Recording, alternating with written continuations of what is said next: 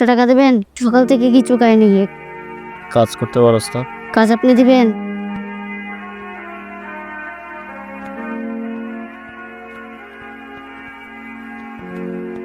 I তোমার জন্য একটা সারপ্রাইজ আছে। কি সারপ্রাইজ? চোখটা বন্ধ করো না। চোখ বন্ধ। কর, কিন্তু তাকাবে না, হ্যাঁ? আমি না বলার আগ পর্যন্ত চোখই খুলবে না। চিটিং করতেছো না তো? চোখটা খুলো। টানটানা। কি এটা? কালা সুন্দর তো, অরিজিনাল।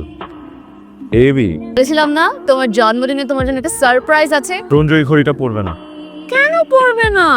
কারণ রঞ্জুর এই ঘড়ি পরার যোগ্যতা নাই। ঘড়িটার দাম কত পিউ? আবার তুমি দাম দাম শুরু করছো রঞ্জু। এই ঘড়িটার দাম 5 লাখ টাকা পিউ। এত দামি ঘড়ি আমি নিতে পারবো না। দেখতেছো তুমি আমার ভালোবাসাটা দেখতেছো না? মানে তুমি নিতে পারবে না, আমি তোমার জন্য নিয়ে এসে তুমি এই ঘড়িটা নিতে পারবে না? আমি পারবো না পিউ। নিতে পারবে না? না আমি না, তোমার পড়তেই হবে না এই ঘড়ি। এই যে এখন পরছি, এই যে আমি ঘড়িটা পরছি। আই এম সরি, আমার ভুল হয়ে গেছে। আমি সরি। এই যে আমি কথা দিচ্ছি, এই ঘড়ি আমি কখনো খুলবো না। তাহলে এতক্ষণ আমার সাথে এরকম করলা কেন? Sorry. Thank you for the birthday gift. Piu মনে হয় একটা ছেলেকে পছন্দ করে। তুমি কি করে জানলে? কি করা উচিত? তুই ছেলেটার সঙ্গে কথা বলেন। একটা কথা বলি, একটা কেন ড্যাড, তুমি হাজারটা কথা বলো। ছেলেটা কি করে? খুব ভালো একটা ছেলে ড্যাড, মানে খুবই সাধারণ। আমার ইউনিভার্সিটিতে পড়তো, এখন পাস করে বের হয়ে গেছে। He is looking for a job. আর ফ্যামিলি আসলে গ্রামে কিছু, আর বাবা মা আসলে নেই। So, কিন্তু খুবই মেধাবী একটা ছেলে বাবা, খুবই খুবই মেধাবী, খুবই ট্যালেন্টেড, খুবই যোগ্যমান, মানে হি ইজ অসাম। আমি ওকে খুব পছন্দ করি। অসুস্থ, ওষুধ নিয়ে বাড়িতে যাইছি, পকেটে একটাও টাকা নাই। আমার তো এই মাসে টিউশনের টাকা এখনো দেয় নাই। আমার কাছে 200 টাকাই আছে। বুঝতে নাই, চলবো। বোনটা পড়ালেখা বন্ধ হয়ে গেছে টাকার জন্য, কোনো বাজার সদাই নাই। এটা তো ভাঙা পড়তেছস কেন? সবারই তো খারাপ অবস্থা যাইতেছে।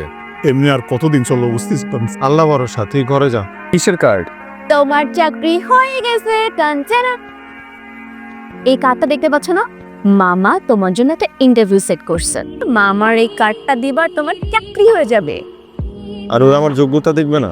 তো এখনকার টাইমে যোগ্যতার থেকে লিংক বেশি প্রয়োজন। লিংক ছাড়া তো চাকরি হয় না। আর সেই জবে ঢোকার একমাত্র লিংক হচ্ছে এই মামার কার্ড, বুঝছো? আচ্ছা ঠিক আছে, যাবো।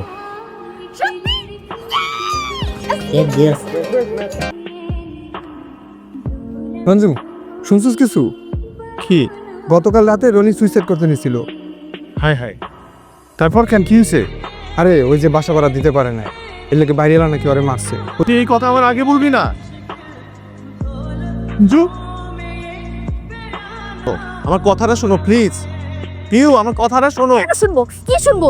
কেন শুনবো তোমার কথা? আমি তোমার কোনো কথাই শুনবো না। কথা শোনো। এই চাকরিটার জন্য আমার বন্ধুটা মরতে বসছিল। আমার বন্ধুটার বাবা পঙ্গু হয়ে 4 বছর ধরে বিছানায় শোয়া। ওর ভাই বোনের পড়াশোনা বন্ধ হয়ে গেছে, এটা সুইসাইড করতে গিয়েছিল। চাকরিটা খুব প্রয়োজন, খুব। এটা তুমি ইন্টারভিউ না দিতে যে তোমার বন্ধুকে পাঠিয়েছো। তো করতাম, এখন আমি আমাকে কি বলবো? মামাকে একটু বলো যাতে আমার বন্ধুর চাকরিটা হয়ে যায়। ওরে চাকরিটা হলে না, আমি তোমাকে আমার বাবার সাথে দেখা করাতে পারতাম। আর আমাকে কতটা ভালোবাসে, বাবার সাথে দেখা করাতে পারতাম। আমি নিজে গিয়ে আঙ্কেলের সাথে দেখা করব, তাকে বুঝিয়ে বলবো। আমি কথা দিচ্ছি তোমাকে, তোমাকে বাসি, অনেক বেশি বাসি। রঞ্জু, সবুজ দোস্ত, আমি চাকরিটা পাই গেছি দোস্ত, আমি চাকরিটা পাইছি। তোর যে কি মনে আমি ধন্যবাদ দেবো দোস্ত। তুই না থাকলে আমি ভাইসা যাইতাম, ধ্বংস হয়ে যাইতাম দোস্ত। তুই কি মানুষ নাকি ফেরেশতা বলতো? আমি বন্ধু, আমি তোর বন্ধু। আসসালামু আলাইকুম। ওয়ালাইকুম আসসালাম। বসো বসো। ড্যাড, ও হচ্ছে রঞ্জু, যার কথা বলছিলাম। হ্যাঁ, বুঝতে পারছি। মা, কথা বলি? ও ও হ্যাঁ, শিওর। কিছু কথা বলতে চাই। জি অবশ্যই। চাকরিটা তোমার বন্ধুকে দিয়ে দিয়েছো, কিন্তু কেন? কারণ ওই মুহূর্তে আমার চাইতে আমার বন্ধুর চাকরিটা বেশি প্রয়োজন ছিল। এই কারণে আমার বন্ধুর পরিবারটা বেঁচে গেছে, তার জীবনটা বেঁচে গেছে। জীবনটা এভাবে চালানো কঠিন হয়ে যাবে না। জীবনে চলার জন্য তো অনেক টাকার প্রয়োজন নেই। তার মনে হয় আমাকে পছন্দ হয় না। আমার পছন্দকে রিজেক্ট করতেই পারে না, বুঝছো? সাথে মেয়ের বিয়ে হলে ও মেয়েকে খুবই কষ্ট দেবে, আর মেয়ে কোনোদিনই সুখী হবে না। মন খারাপ করে বসে আছিস কেন? এ তো হয়েছে, কিন্তু সংসার করবো কি করে? একটা টাকাও নেই, কোনো চাকরিও নেই। এই ঘড়িটা রাখ। এই ঘড়িটার দাম প্রায় 5 লাখ টাকার মতো। তোরা সংসারটা সাজায় নিস, নে ধর। আমি নিতে পারব না ভাইয়া। আর এটা রাখ, এটা তোদের বিয়ের গিফট হিসেবে দিলাম। আমি তো ভাই হিসাবে তোদের বিয়েতে কিছু দিলাম না, এটা রাখ।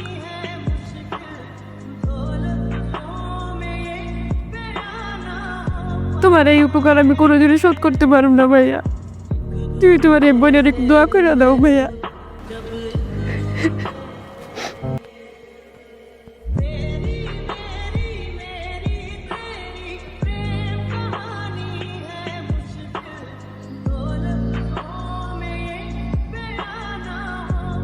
কেন আসছো তুমি এখানে?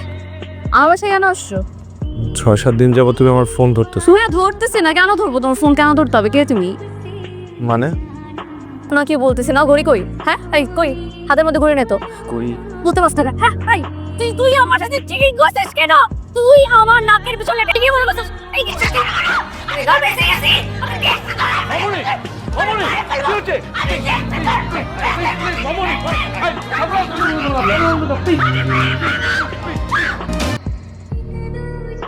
ভাইয়া আসো আসো, ভিতরে আসো। একটা ঘড়ি দিছিলাম, ওই ঘড়িটা কই?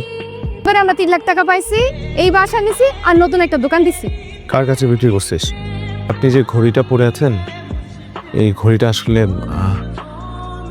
আমার ছিল। পরিস্থিতিতে পরে ঘড়িটা বিক্রি করে দিয়েছিলাম। ভাইয়া ঘড়িটা আমি ফেরত চাই। 3.5 লাখ টাকা দিয়ে কিনেছি। খুব দরকার ভাইয়া, প্লিজ ভাইয়া, আমার খুব দরকার ভাইয়া ঘড়িটা। আপনাকে 4 লাখ টাকা দিন, আমি আপনাকে ঘড়িটা দিয়ে দিব। 4 লাখ টাকা? কিছুদিন সময় দেন, আমি আপনার কাছে টাকা নিয়ে আসবো। তো এতগুলো টাকা কিভাবে জোগাড় করবেন? জানি না। আমার কাছে একটি অফার আছে। আপনাকে একটা কিডনি ডোনেট করতে হবে। কিডনির বিনিময়ে ঘড়ি আর 1 লাখ টাকা ক্যাশ। কাউকে কিছু বলার দরকার নেই, শুধু যাবেন, ডোনেট করবেন, ঘড়ি আর টাকা নিয়ে বাসায় চলে যাবেন।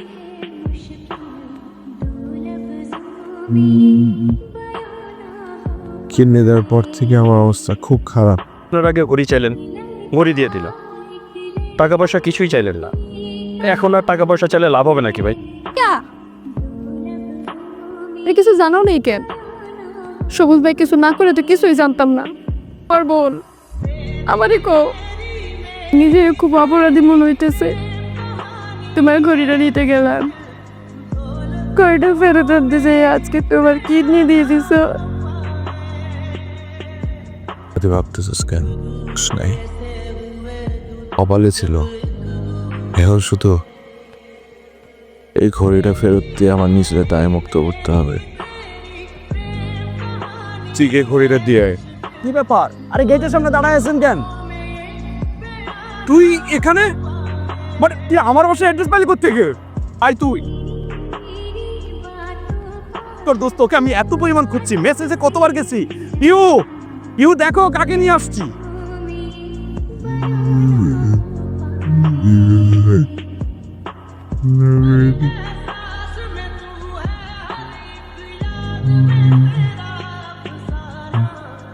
রঞ্জু আমার সবচেয়ে কাছে বোন। তো তোমার সাথে আমার পরিচয় হয়েছে। জানিস দোস্ত, তুই যে অফিসে আমাকে চাকরি দিচ্ছিলি, ওই অফিসে ওর মামার সাথে আমার পরিচয় হয়। ওর মামা আমার সাথে ওর বিয়ে ঠিক করে। আমি তো তোর বিয়েতে কিছুই দিতে পারলাম না। এই ঘড়িটা তোর বিয়ের গিফট। কি বলছিস? লাগবে না। পেছনে একটা গল্প আছে। চুপ কর। না আজকে আমি চুপ থাকবো না, আজকে আমাকে বলতে দাও। বিয়ে করবো বলে পালিয়ে আসি, তখন ভাই আমাকে এই ঘড়িটা দেয়। ঘড়িটা দিয়ে 3 লক্ষ টাকা পাই, সেটার বিনিময়ে একটা কিডনি হারিয়েছে।